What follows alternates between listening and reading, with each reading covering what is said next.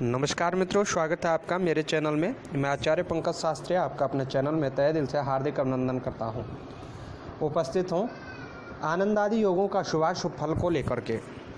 जैसा कि हमारा चर्चा का विषय बना हुआ है कि हम 27 जो आनंद आदि योग हैं ज्योतिष के अंतर्गत, उनका शुभाशुभ फल और उनकी फलश्रुतियाँ आपको बता रहे हैं कि कौन से योग में जन्मे हुए जातक का कैसी मनस्थिति रहती है। जैसा कि हमने ज्योतिष के अंतर्गत नक्षत्रों का, तिथियों का, जन्मवार का शुभाशुभ फल आपको बताया, वैसे ही योगों का शुभाशुभ फल भी आपको बता रहे हैं।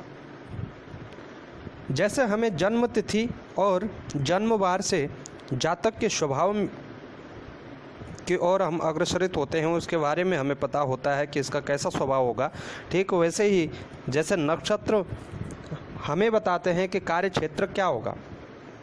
नक्षत्र की तालिका भी हमने बना रखी है, प्लेलिस्ट हमारे YouTube चैनल पर आप देख सकते हैं कि आप कौन से नक्षत्र में जन्मे हैं और आपको कौन से कार्य उचित होंगे।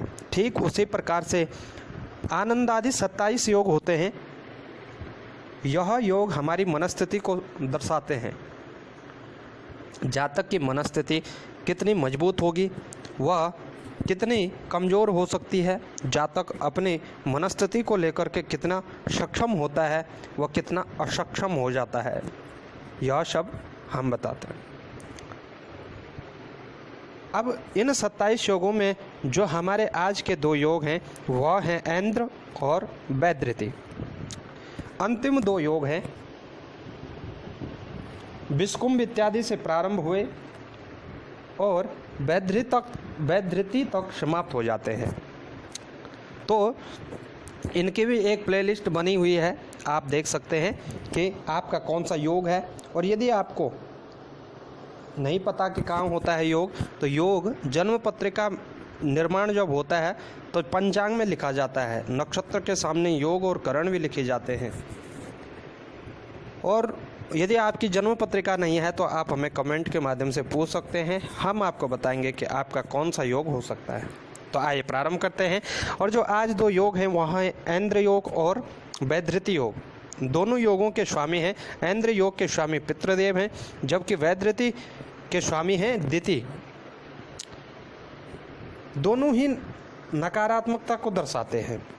नकारात्मकता यानी ऐन्द्र योग में जन्मे जातक का जो स्वामी है वह पितृ है, तो ऐसे जातक को कहीं ना कहीं पितृदोष व अल्पायु और अकाल मृत्यु का भी ऐसे जातकों के अंदर भय बना होता है, इसीलिए यह अशुभता को दर्शाता है। जबकि वैधृति योग के स्वामी होते हैं दिति, और दिति जो होते हैं वह तामसिक तत्व को दर्शाते हैं, अर्थात मन में उत्तेजना इत्यादि तामसिक प्रवृत्ति इनके अंदर अत्यधिक रूप से होती है।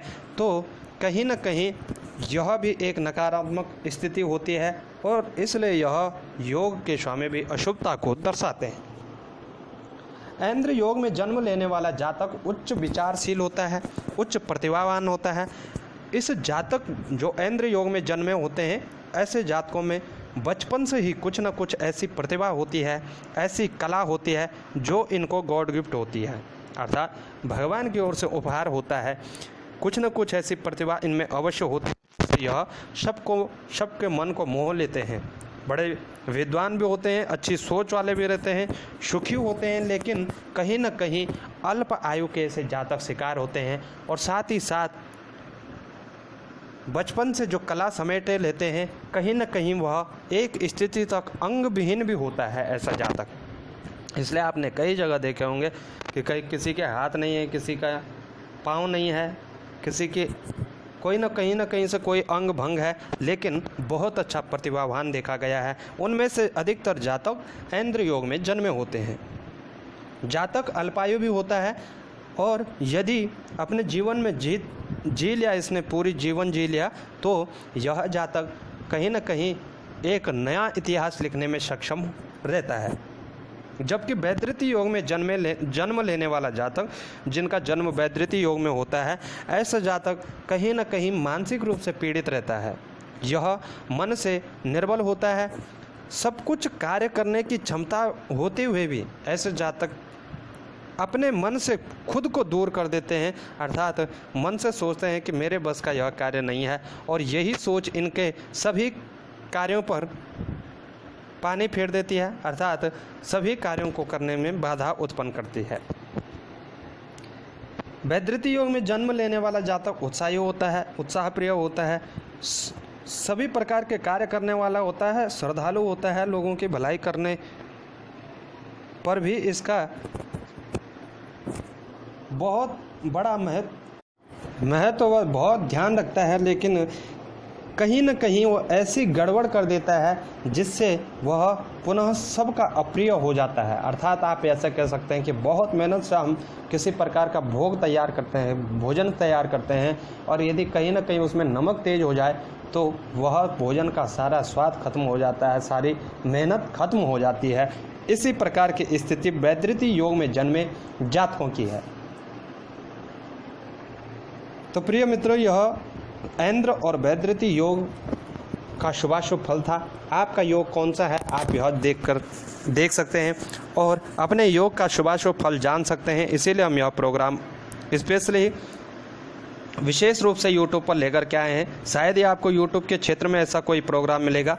तो कैसे आपको यह जानकारी लगी आप हमें अवश्य बताएं, और चैनल पर नए हैं तो सब्सक्राइब करना। साथ ही यदि आपको अपना योग पता नहीं है तो आप जन्म पत्रिका को खोलें और अपना योग देख सकते हैं। पंचांग में वर्णित होता है नक्षत्रों के सामने ही योग भी लिखा होता है, तभी आपको पता नहीं चलता। तो आप हमें अपनी जन्म तिथि व जन्म समय भेजें, हम आपको बताएंगे आपका योग कौन सा है। आज से योग संपूर्ण होते हैं, नक्षत्र भी संपूर्ण होते हैं। तो आप भी हमारे चैनल पर जाकर के प्लेलिस्ट बनी है नक्षत्र फल और योग फल पर जाकर के अपना नक्षत्र फल व योग फल जान सकते हैं क्या आपका नक्षत्र है और किस प्रकार का आपका शुभाशुभ फल मिल रहा है। तो तब तक के लिए हमें दें इजाज़त। नमस्कार। कल से देखना ना भूलें, गृह परिचय का हम नया अध्याय लेकर के आ रहे हैं।